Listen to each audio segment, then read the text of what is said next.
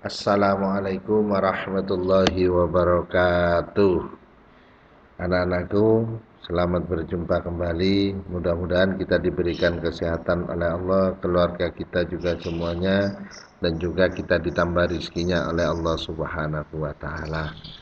Anak-anakku, sebelum kita mulai belajar, marilah kita berdoa memohon kepada Allah agar ilmu yang kita terima pagi hari ini menjadi ilmu yang bermanfaat. Berdoa mulai. Bismillahirrahmanirrahim.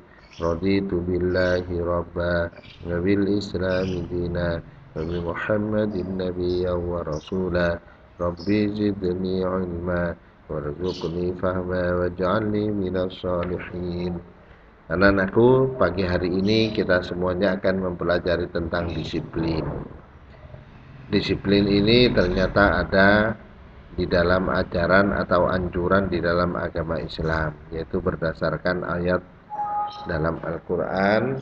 Ini Allah Subhanahu wa Ta'ala memberikan pandangan kepada kita, ya ayyuhalladzina amanu atiullaha wa atiur rasul wa ulil amri minkum. Kita harus taat kepada Allah, taat kepada Rasul, dan juga para pemimpin kita. Apa sih disiplin itu, anak-anakku? Disiplin ini adalah seseorang disebut disiplin apabila mengerjakan tugas dan pekerjaan yang diembannya dengan tepat waktu. Ini dikatakan disiplin. Ya, disiplin telah menjadi satu ilmu yang diajarkan dalam agama Islam yang sangat perlu di dalam kehidupan sehari-hari. Kita disiplin ini akan mempengaruhi terhadap kesuksesan kita di masa depan. Disiplin bisa dikaitkan dengan pemenuhan aturan pemanfaatan waktu.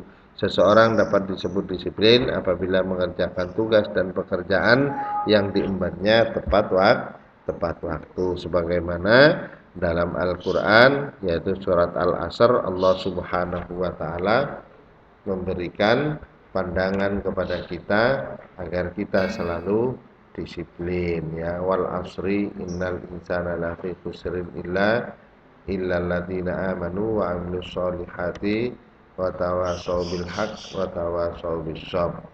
Di sini kemudian keutamaan disiplin dalam Islam ini ada beberapa.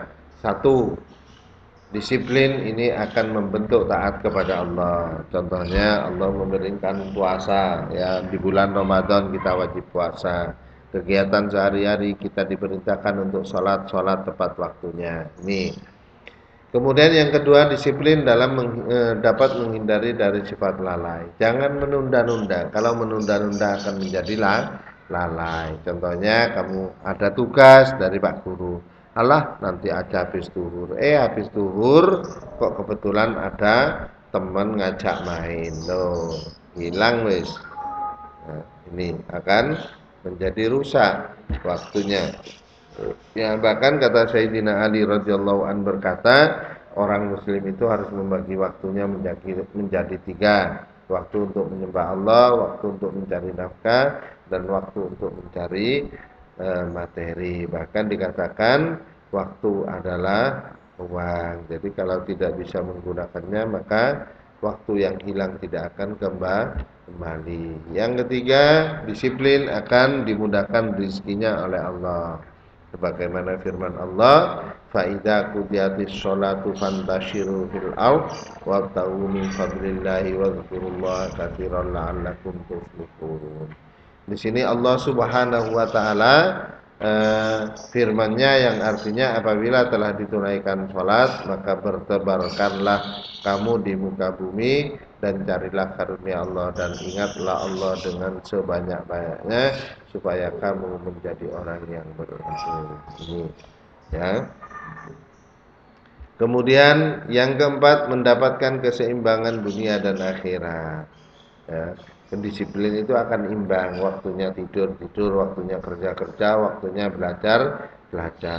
Ya, ini akan imbang sebagaimana firman Allah dalam surat Al-Qasas. Ini nanti akan imbang. Carilah pada apa yang telah dianugerahkan Allah kepadamu kebahagiaan negeri akhirat, artinya mengerjakan perintah-perintah Allah, dan janganlah kamu melupakan kebahagiaanmu dari duniawi. Kerja sing akeh sing apik. Oke? Oke, ya. Yang kelima, menjadi ahli dalam bidangnya. Kalau kita tekun disiplin, maka kita akan menjadi jos, menjadi pandai. Oke? Nih. Yang keenam, membuat hidup menjadi teratur, jelas. Karena disiplin teratur, waktunya main-main, waktunya tidur-tidur, waktunya belajar. Yang ketujuh, mendapatkan kepercayaan diri karena tugas-tugasnya sudah dilaksanakan tepat waktu. Yang kedelapan, menjauhkan diri dari maksiat. Jelas gak mungkin bermaksiat karena tidak ada waktu untuk bermaksiat. Waktunya sudah diatur. Yang kesembilan, memupuk rasa peduli terhadap sesama. Ya, iya, Pak Guru memberikan tugas, kamu yang mengerjakan. Nah, Pak Guru memberikan tugas, kamu nggak mengerjakan, berarti nggak peduli dengan sesama. Yang ke-10, menjadi mandiri. Kalau sudah disiplin pasti mandiri. Kapan waktunya mandi, kapan waktunya makan, waktunya belajar. Tidak menunggu disuruh, apalagi dibantu. Ya, kalau di buku hanya 3 anak-anakku, yaitu disiplin dalam ke sekolah, datang ke sekolah, disiplin pulang dari sekolah.